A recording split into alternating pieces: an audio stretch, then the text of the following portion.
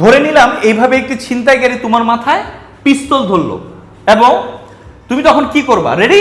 এই যা আছে সব বাইর কর। আবার এ ধরনের একটি বাজে কথা বললো, যা আছে সব বাইর কর। ঠিক আছে, তখন তোমার প্রথম কাজ হবে একটা পা সামনে এগিয়ে নেওয়া এবং হেড ডাউন। দেখো পিস্তলটা উপরে উঠে গেছে।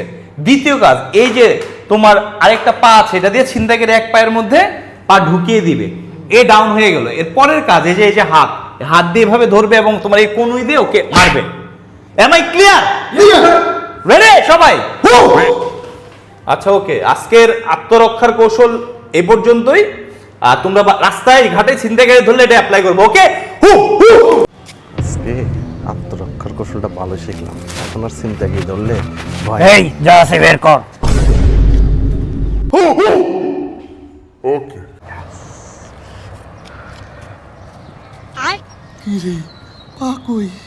পা নাই, এবার হাতটা ধরতে হবে।